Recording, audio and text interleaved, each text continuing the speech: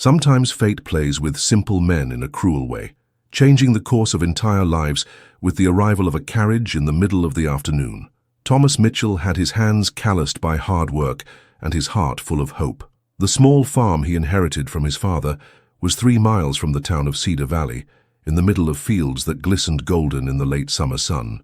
The hot wind carried the smell of dry hay and dusty earth, while the distant mountains seemed to watch every movement of that immense plain. He had written to his cousin in San Francisco, asking her to find a simple, hard-working woman who wanted to share a modest but honest life, a companion who knew how to cook, take care of a vegetable garden, and did not care about the solitude of those vast lands. Thomas imagined a country girl, perhaps with a few freckles on her face and hands that knew hard work. The response letter arrived after 2 months. Her cousin had found someone perfect. Margaret Sullivan was her name, a woman from a good family who had gone through difficulties and needed a new beginning. Thomas smiled as he read those words, imagining a simple person like him, scarred by life, but still hopeful. During the next few weeks, Thomas worked like never before. He renovated the backyard fence, painted the walls of the house with wood that creaked in the wind, planted flowers next to the porch. Every hammer that hit the nail was a promise of a better future. Each new board was the hope that someone would share with him the silence of those long afternoons. The small mirror in the room showed a man with simple features, brown hair already with a few grey strands, light eyes that shone with genuine kindness. Thomas knew he wasn't handsome in the traditional sense, but he had a generous heart and willing hands. It was all I could offer. The date was set. Margaret would arrive at Tuesday Stagecoach late in the afternoon. Thomas woke up that day with butterflies in his stomach that had nothing to do with the cool morning wind. He put on his best clothes, a white shirt he kept for Sundays, and dark pants that still smelled of soap. She combed her hair carefully and checked that her nails were clean. The wait at the city station was long. Every minute felt like an hour. Every sound of hooves on the road made his heart race. The other residents of Cedar Valley watched with discreet curiosity. Everyone knew the story of the lone farmer who had sent for a wife by mail. When finally the distant sound of the stagecoach echoed down the main street, Thomas felt his legs tremble. The dust kicked up by the horses created a golden cloud against the orange evening sky. His heart was beating so hard that it seemed like the whole town could hear it. The stagecoach stopped with a creak of wood and metal. The coachman went down first, followed by 2 businessmen Thomas didn't know. Then, a gloved hand appeared at the door of the carriage. A delicate hand, covered by white silk gloves that shone like the petals of rare flowers. Thomas swallowed. That didn't look like the hand of a simple country woman. When Margaret Sullivan stepped down from the stagecoach, Thomas's world stopped spinning for a few seconds. She wasn't just beautiful. She was stunning in a way that made men forget to breathe. Golden hair like ripe wheat fell in perfect waves over his shoulders. The dark blue dress was of a fine fabric that Thomas had never seen before, with lace details that looked like they were made by fairies. Her eyes were green as the leaves of trees in early spring, and when she looked around looking for someone, Thomas felt she didn't belong. Margaret looked like she came out of one of the fairy tale books his mother used to read to him when he was a child. The other men at the station stopped their conversations and looked on. The women whispered to each other, noting every detail of Margaret's elegant dress and upright posture. She moved with a natural grace that made it seem like she walked on air instead of dust. Thomas remained where he was, suddenly feeling very small and inadequate. How could that woman who looked like a queen want to share her life with a simple farmer like him? Surely there was some deception, some terrible confusion that would soon be cleared up.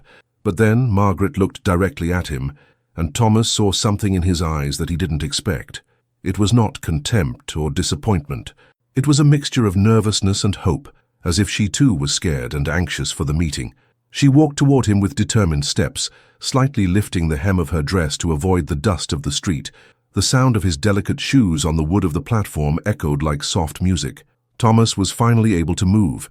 He took his hat off his head and held it with both hands, feeling the cold sweat run down his forehead. When Margaret stopped in front of him, he could smell a delicate perfume that resembled wildflowers mixed with something sweet he couldn't identify. The two were silent for a few seconds that seemed eternal. Thomas searched for words that didn't come, while Margaret watched him intently, as if trying to decipher some important mystery. Around them, the small town continued its late afternoon routine, but for Thomas, the world had been completely transformed.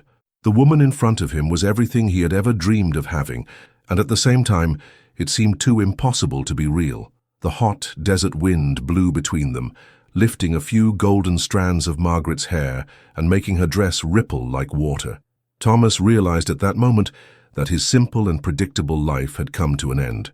What would come next would be an adventure he could never have imagined. And as the sun began to set behind the distant mountains, painting the sky red and gold, Thomas Mitchell wondered if he was prepared to find out why a woman like Margaret Sullivan had agreed to marry a poor farmer in the middle of nowhere. Thomas's carriage creaked all the way to the farm, and each jolt seemed to amplify the awkward silence between them. Margaret held her hands delicately folded in her lap, watching the barren landscape through the small window. His green eyes scanned the dry fields, the simple wooden fences, the distant mountains that stood as silent guardians of that forgotten land. Thomas led the horses with trembling hands, casting discreet glances at his passenger through the small mirror fixed to the side of the carriage. Each time I watched her, the reality of what was happening became more unbelievable. Margaret didn't just look like an elegant woman. She radiated a sophistication that belonged in the halls of San Francisco, not the dusty plains of the Cedar Valley. Her blue dress showed no dust marks from the trip, as if she had some magical power that protected her from the imperfections of the ordinary world. Her golden hair was still perfectly groomed, even after hours inside the hot, stuffy stagecoach. Thomas ran his hand through his own hair, trying to fix the unruly strands that insisted on falling over his forehead. When they finally arrived at the property, the sun was already low on the horizon, painting everything with shades of orange and red. Thomas's wooden house, which he had painted and renovated with such affection in recent weeks, now seemed small and inadequate in the presence of this extraordinary woman.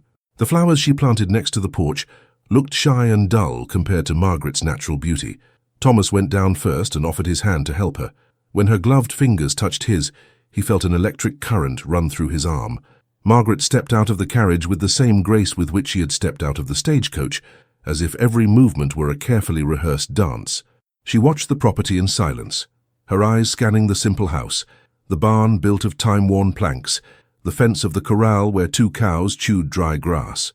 Thomas tried to decipher her expression, looking for signs of disappointment or disapproval, but Margaret's face remained serene, almost thoughtful. The first surprise came when Margaret bent down to pick up her own luggage. Thomas hurried to stop her, but she had already lifted the leather suitcase with ease, as if she was used to taking care of herself. His hands, even protected by delicate gloves, showed a firmness that did not match his fragile appearance. Inside the house, Thomas lit the oil lamps, filling the rooms with a dancing golden light. Margaret walked slowly through the small room, taking in the simple furniture he had inherited from the family, the curtains his mother had sewn years before, the wooden table where he had his solitary meals every night. She stopped before the stone fireplace, where Thomas always kept a few logs piled up for the cold winter nights. His hands glided gently over the mantelpiece, touching the simple objects he kept there. A pewter cup that had belonged to his father, a faded family photograph, a pocket watch that had stopped working years ago, but that he couldn't throw away. It was then that Thomas noticed something that left him even more confused.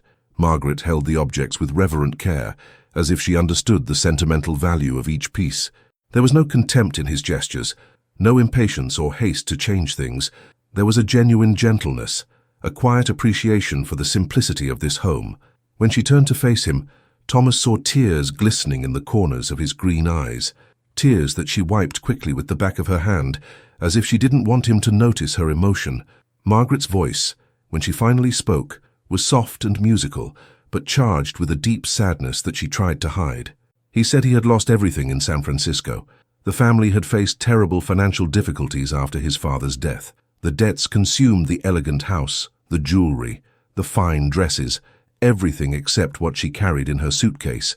Thomas listened to each word in silence, watching as she struggled to keep her composure, as she recounted her descent from high society to the desperate situation that had brought her there. Margaret was not there by choice. She was there by necessity, like a rare flower plucked from her garden and planted in barren soil. But there was something else to her story, something she wasn't fully telling. Thomas could see it in the way she looked away at certain moments, in the way she carefully chose each word. There were secrets hidden behind that radiant beauty, mysteries she wasn't ready to reveal. As Margaret spoke, Thomas prepared a simple meal. Fresh bread he had bought in town, local cheese, still warm milk from the cows. She watched his movements in the small kitchen, noticing how he moved with economy and precision, like someone who had been used to taking care of himself for a long time. When they sat down at the table to eat, a different silence settled between them. It was no longer the initial awkwardness, but something deeper, two lonely people acknowledging each other's loneliness. Margaret ate slowly, savoring every piece of bread, as if it were the most delicious thing she had ever tasted. It was then that Thomas realized the truth she was trying to hide. Margaret had been hungry, not just then, but for a long time. The elegance of her gestures could not completely disguise the way she enjoyed every crumb, how her eyes sparkled at the sight of fresh and abundant food. That woman who looked like a queen had known hunger, the real need, the humiliation of having nowhere to go or what to eat, and somehow it made her even more beautiful in Thomas's eyes, not in spite of her frailty but because of it. When night fell completely over the property, bringing with it the familiar chorus of crickets and the gentle wind that made the curtains dance in the windows, Thomas showed Margaret the room he had prepared for her. It was small but clean, with a bed covered by a duvet his mother had sewn, a simple chest of drawers, and a window that overlooked the golden fields. Margaret thanked him with a courtesy that seemed to come from another time, another social class. But when Thomas turned to leave, she called him softly by name. There was something in his voice that made him stop and look back. Her green eyes shone with a mixture of gratitude and something more, maybe hope, maybe fear. Margaret said she didn't expect to find so much goodness in a place so far from civilization. She didn't expect to be treated with such respect by a man who barely knew her. Thomas felt his heart warm with those words, but he also realized the pain hidden behind them. What kind of treatment had Margaret received to consider her simple courtesy something extraordinary? What bitter experiences had taught her not to expect kindness from men? As he made his way to his own room on the other side of the house, Thomas knew that his life had changed forever that day. Margaret Sullivan wasn't the simple wife he'd asked for, but maybe she was just the person he needed, and maybe, just maybe, he was just what she needed too. The night desert wind blew through the cracks of the wooden house, bringing with it the smell of sage and dry earth, and somewhere between sleep and wakefulness, Thomas wondered what other secrets this extraordinary woman carried, and if he would be brave enough to discover them. The first rays of the rising sun found Thomas already awake, sitting on the porch with a steaming cup of coffee in his hands. He had slept little, his mind too busy with Margaret's presence in the next room. The morning air carried the typical coolness of the desert before the heat of the day, and the golden fields stretched as far as the eye could see, dotted with the long shadows of the distant mountains. The sound of delicate footsteps on the wood of the floor made Thomas turn around. Margaret appeared at the kitchen door, and the sight of her left him speechless once again. She had exchanged the elegant dress for a simpler one, but even so she still looked completely out of place in this rustic environment. Her golden hair was tied in a low bun, and she carried in her hands a mug of coffee she had prepared herself. Over the next few days, Thomas watched Margaret with increasing fascination. She did not complain about the oppressive heat that made the air vibrate over the dry fields. He showed no impatience with the cold water of the well, nor with the need to light lanterns when the sun went down. Even more impressive, she seemed genuinely interested in learning about rural life. Margaret watched Thomas take care of the animals every morning, paying attention to the details of how he fed the chickens, milked the cows, checked the fences. His questions were intelligent and demonstrated a real curiosity about that new world. When he explained about the planting seasons, about the signs that indicated changes in the weather, she listened with a total concentration that surprised him. But it was on the third day that Thomas noticed something extraordinary. Margaret had woken up before him and was in the kitchen preparing breakfast. Not just preparing, she had made fresh breads that filled the house with a heavenly aroma. When Thomas tasted the first piece, his eyes widened in surprise. It was better than anything he had ever eaten in his life. Margaret smiled sheepishly at his reaction, explaining that she had learned to cook from the family housekeeper when she was a child, before financial difficulties forced the dismissal of all the employees. It was one of the few practical skills she possessed, developed in secret in recent years, when she learned that she might need to support herself. During that week, Thomas discovered other surprising facets of Margaret. She knew how to sew to perfection, mending her shirts with stitches so delicate that they looked like they were made by fairies. He knew medicinal herbs, and prepared a tea that completely cured the back pain he had been feeling for months. He had knowledge about plants and flowers that impressed even someone who had lived his whole life in the countryside. But the moment that changed everything came on a particularly hot afternoon, when Thomas returned from the fields to find Margaret in the backyard, tending to an injured calf that had been injured on the fence. She had improvised bandages out of pieces of fabric from her own clothes and was treating the animal with a kindness that made Thomas's heart sink. His delicate hands, which he had imagined made only for holding porcelain fans and cups, worked competently and compassionately. The calf, which was usually skittish with strangers, allowed himself to be cared for by her as if he recognized a kind soul. Margaret murmured soft words to the animal, her tears shining in her eyes as she saw the creature's suffering. It was at that moment that Thomas understood the truth. Margaret was not just a woman of high society who had lost her fortune. She was someone who possessed an inner wealth that no financial hardship could steal. Her elegance didn't come from expensive dresses or shiny jewelry. It came from a generous soul and a heart that genuinely cared for others. During the days that followed, the routine of the farm turned into a harmonious dance between two people who were beginning to truly know each other. Thomas taught Margaret about the land, about the animals, about the rhythms of nature that governed that simple life. In return, she brought color and music to her previously lonely existence. Margaret hummed as she worked in the garden that Thomas had planted. His soft voice transformed household chores into something almost magical. She decorated the house with wildflowers she gathered from the fields, arranging them in simple jars in a way that made it seem as if each room had been touched by spring. But Thomas also noticed the moments when Margaret was too quiet, looking up at the distant mountains with a melancholy expression. There were times when she would suddenly stop in the middle of a conversation, as if she was remembering something painful. He respected these silences, offering only his silent presence as consolation. One night, as they watched the stars twinkle in the clear desert sky, Margaret finally revealed more of her story. She talked about a broken engagement in San Francisco, about a wealthy man who had abandoned her when the family's financial difficulties came to light. She told of the months of humiliation when old friends from high society treated her as if she were invisible. Margaret's voice trembled as she recounted how she had been forced to sell her jewelry, her dresses, everything of value, just to get food. How she had spent whole nights awake listening to her mother cry in the next room. How she had felt completely lost until she received the letter from Thomas's cousin offering a new chance at life. Thomas listened to each word in silence, feeling a growing anger against all those who had hurt this extraordinary woman, but she also felt a deep gratitude for the fate that had brought her to him. Margaret wasn't just there out of necessity. She was there because they both needed each other in ways they were only beginning to understand. When she finished speaking, Thomas reached out and gently touched her fingers.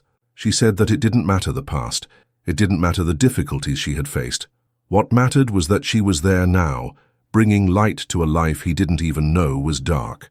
Margaret's green eyes lit with tears of gratitude, but also with something more, an emotion that made Thomas's heart race. For the first time since they met, she smiled a genuine smile, which lit up her entire face and made Thomas realize that maybe, just maybe, she was starting to feel at home. The night wind carried the scent of the flowers Margaret had planted, mixed with the familiar smell of earth and sage. And as they sat on the porch, watching the stars paint ancient stories in the black sky, Thomas knew that his life had found a purpose he had never imagined possible. That woman who looked like a queen had chosen to stay in her simple realm of golden fields and endless skies, and he would do everything in his power to make sure she never regretted that choice. Autumn arrived early that year, painting the fields with golden hues that rivaled Margaret's hair. Mornings brought a gentle chill that made steam rise from the coffee cups on the porch, and Thomas watched as Margaret had become a part of the farm in a way he never imagined possible. Her delicate hands now showed small calluses from working in the garden, but she displayed them proudly. The garden he had created next to the house bloomed spectacularly, filling the air with scents that attracted colorful butterflies. The house that once echoed only with solitary footsteps now vibrated with life and soft melodies. It was during an autumn storm that everything changed definitively between them. The dark clouds brought strong winds and torrential rain. Thomas was protecting the animals when he heard a scream coming from the house. He found Margaret watching in horror the water that flowed down the ceiling, where an old plank had come loose. Without hesitation, Thomas climbed onto the roof in the middle of the storm to repair the problem. Margaret held the ladder downstairs, shouting words of encouragement. When he came downstairs, soaked and shivering, she wrapped him in a warm blanket and forced him to sit by the fireplace.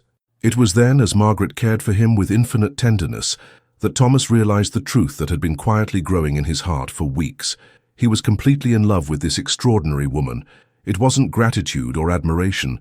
It was true love that had grown through the little daily kindnesses, the shared smiles, the comfortable silences. Margaret seemed to have come to the same conclusion. When their eyes met that night, illuminated by the fire of the fireplace, something passed between them that needed no words. She gently touched his face, her fingers tracing the lines the work had etched into her skin. Thomas covered her hand with his, marveling at the tenderness in her green eyes. They were married in a simple ceremony at the small church in Cedar Valley. Margaret wore a white dress that she had sewn herself, but to Thomas she had never looked more beautiful. As they exchanged vows, their voices trembled with genuine emotion, and their eyes sparkled with tears of happiness. The life they built together over the next few months surpassed all of Thomas's dreams.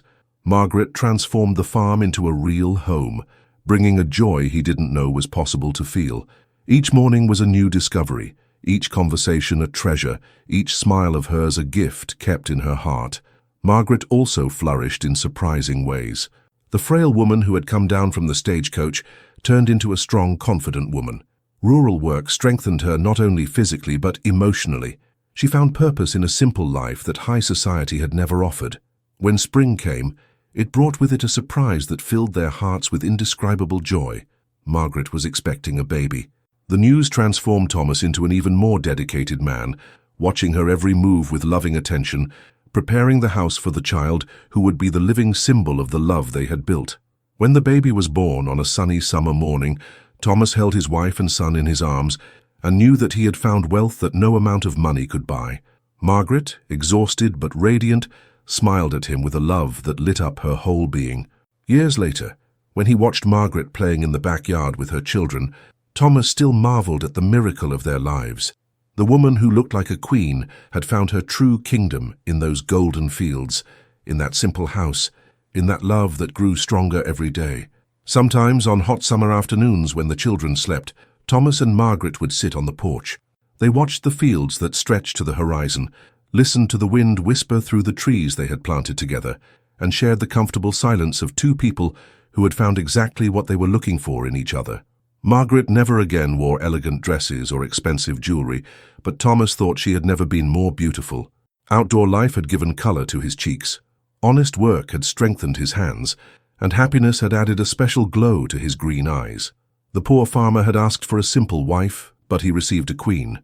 And that queen had discovered that true value lay not in palaces or treasures, but in the sincere love of a good man, the joy of a close-knit family, and the peace that comes from a life lived with purpose and gratitude. As the sun set over that land that had witnessed so many transformations, Thomas knew that he had been blessed beyond deserve, and Margaret smiled, knowing that sometimes the greatest riches are found exactly where we least expect it, in the generous heart of someone who loves us for who we really are. If you liked this touching narrative about second chances and unlikely encounters, leave your comment telling which part moved you the most. Share this video with people who believe in the transformative power of true love and simple but meaningful living. Ring the bell so you don't miss our next Wild West stories, filled with excitement, teachings, and heartwarming endings. Subscribe to the channel for more content like this.